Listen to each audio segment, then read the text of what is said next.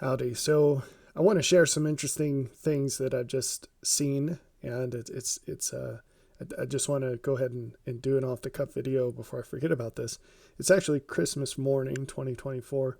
I'm probably the only person in the world who gets up before their kids, and not as like a last minute scramble for presents and things, but just thinking deep thoughts. So, and doing my normal routine.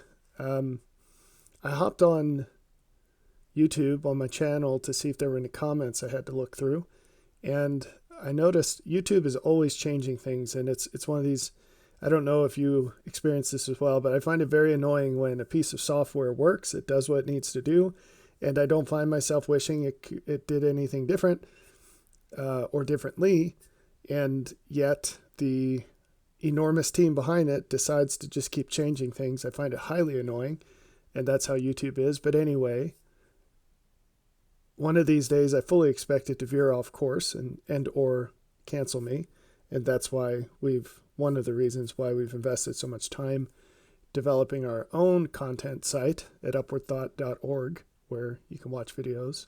And eventually you'll be able to make comments and do other things too. Anywho, I hopped on and saw that there was this new brainstorming tab or this inspiration button. I said, let's check out what this is. Now, I haven't spent a ton of time on this. I didn't look at the other. Oh, I guess but this is what popped up when I clicked the button. And I took a minute looking through this. And it's a wonderful example of an idea that I've actually told you about, but I'm going to expand upon that in ways that you might not do yourself without a little help. So I'll get to that video in a second. I'll reference an older video here, but I just want to show you this is what popped up.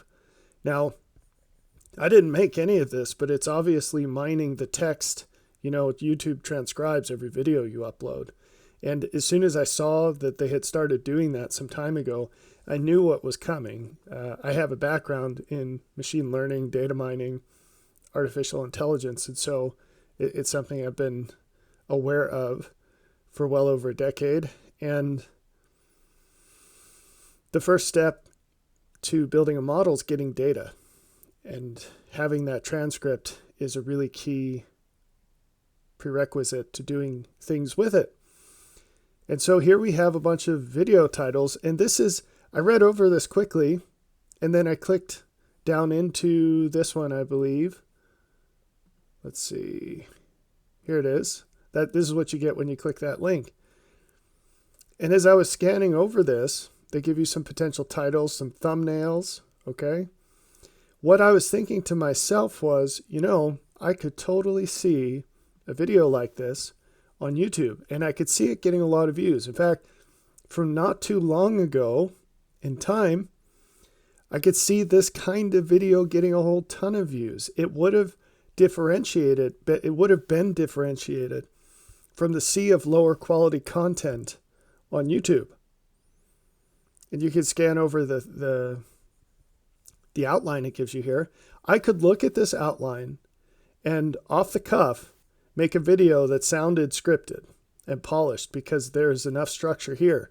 And as I read through this, while I might say things that are slightly different than what another person might say going down this list, this is a pretty tight fit to what I would say about it. It's just polished up.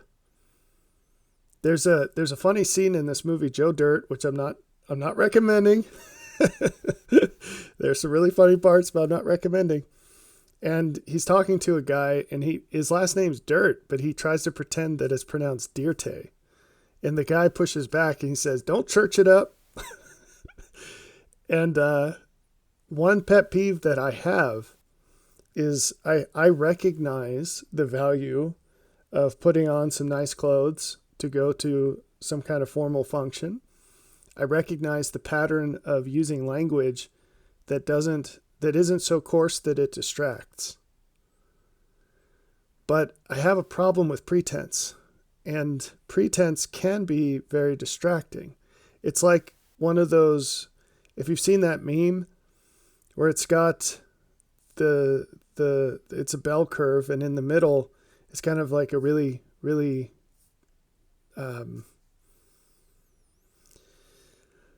It's basically it's a take that most people would have, but it'd be wrong. And then the two tails match. They have the same position, but it's held by really stupid people and really smart people. That's how coarseness of language goes. There's a beauty in plainness that only the virtuous appreciate. I misspoke. That both the virtuous and the stupid appreciate. Right? So in the middle is where it's all polished up. It's polishing a turd is the phrase, right? So, or putting lipstick on a pig, right? There are a bunch of phrases for this. So this sort of polishing would have caught people's attention as recently as 2 years ago. And yet today, with a click of a button, the computer can generate it for you. What's this going to do for the discernment capability of normal people? Because before, and I'm telling you, because I can tell you this from my own channel, you know, people don't like videos where you're just sitting there in a poorly lit room, a poorly lit bedroom in a hoodie, using your embedded camera on your laptop. And an enormous portion of the population will use that to say, this is not worth my time to watch. Because if the ideas were good, the production would be good too. So they're using the production quality to predict the quality of the information. Well, what happens when the production quality is automatic and free? You see what I'm saying? And it's shocking what this gives you in just one click. This is worded very well. I could just read this and then put some glue in between the ideas. I could do this all day long. I have so many hundreds of hours of practice speaking about very complicated topics extemporaneously without a script. And then many thousands of hours on top of that, organizing those thoughts and writing, that just giving me this is, it's like, what was that cartoon that had a squirrel that was very high energy? It just ran around and talked very fast. It's like giving that squirrel cocaine, right? And it's supercharged even above that. So here's another example. I don't know why, but I guess if you refresh the page, you just get a whole different set of ideas.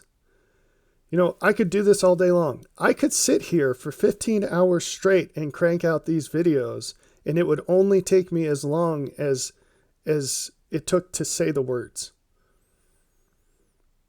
But producing a video with this kind of organization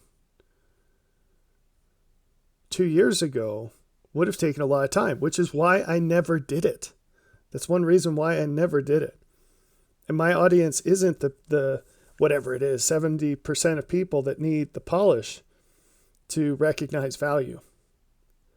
But now that discerning quality, that differentiator has been obliterated.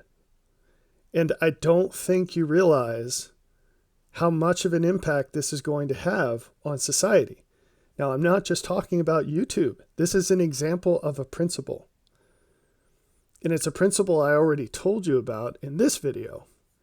How to add value in an AI-enabled society. And I'm going to go through this in a second, not the whole video, but just to show you, to anchor it to some points there, and you should go back and rewatch this. I have people tell me all the time, I'll bring up some segment of a book that I've written, which I wish I could do more often. It's always a question of priorities, and the new content takes precedent. So I'll read a snippet of an old book, and they'll say, oh yeah, I read that book and I need to go reread it because that's a lot more than what I got out of it. The videos are the same way. You would be shocked. Click on a random video from 5 years ago. You'll be shocked at what's in it. You're going to see so much more than you did 5 years ago. And thankfully, for a while, YouTube took away the feature where you could sort in reverse date order, and now you can look at oldest videos again. I recommend you check that out. And do this too. Like those videos, it helps. Okay, so what is this going to do to society? The ability to make what was previously rare and used as a discerner, to a discriminant, to change that into what is common. What is that going to do in society? Well, it's going to make it that much harder to find high value things. Sorry. Oh, great. Now we can't. Oh, boy, I hate this. Sorry, we have to watch this ad now. Blah, blah, blah. Therapy doesn't actually help. Find a mentor. Don't go to this website. Okay. So I gave this example here of pulp fiction, of these scholastic series books that you go and if you're in public school, you go to the book fair, and it's an author cranking out like 1 million books that are basically the same.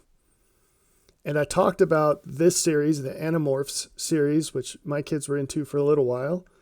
And there's like 1 million of these books. That's what gave me the idea. I'm like, good grief, what is this? Is this person cranking out 20 books a year? It turns out, yeah, pretty much. Okay. Look at the dates on these books. It's all the same author. I don't remember what the lady's name is. And I noticed that even the covers are similar. And they didn't have a program to do this back then, but it was just somebody's job to crank out these covers. And it was all just an assembly line. Now, back then, you could make money doing this. If you came up with some kind of an idea, you could make money just repeating the process again and again and again. You came up with the process and then you ran the machine. Well, with computers, it makes it a lot easier to do that. You probably don't have to build the machine at all. Like I just showed you, I clicked a button and there's the stuff. And I could crank out those videos full time, nonstop, for the rest of my life, and generate the kind of material that you're seeing on YouTube and normal people are like, this is what I like to watch, right? So what has to change if you want to keep, oh, here are the book covers, unless we get, yeah, we don't get an ad again, great.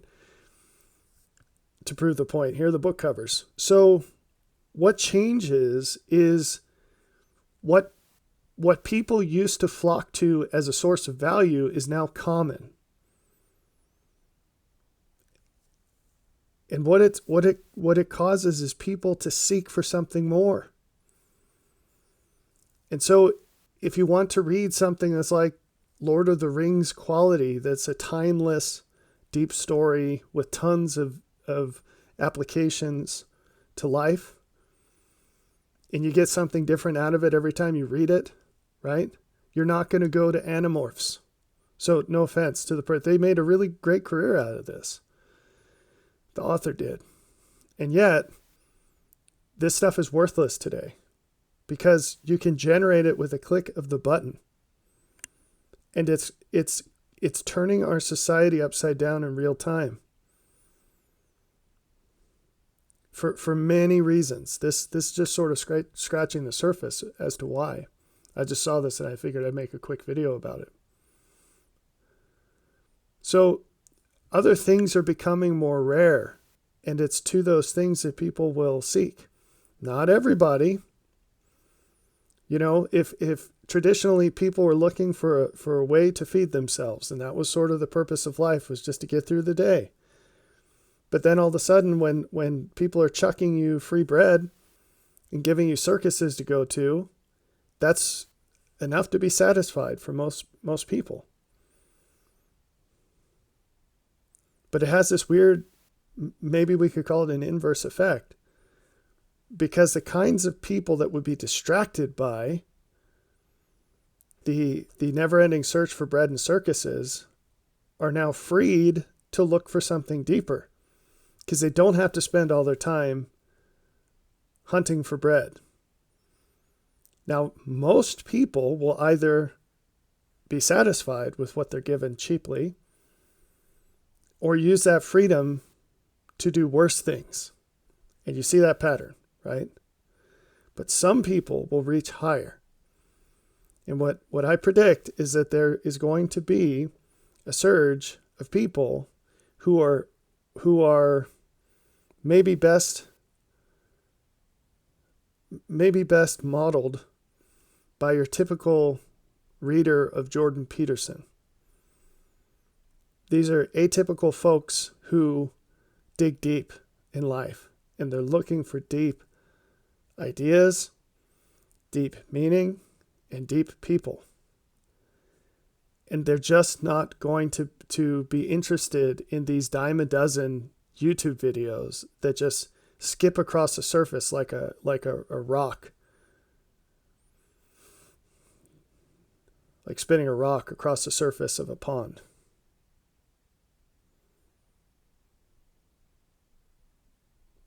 So I invite you to think about the implications of all of this.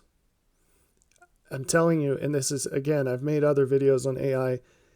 There's a lot more to say than I've said, even across these videos.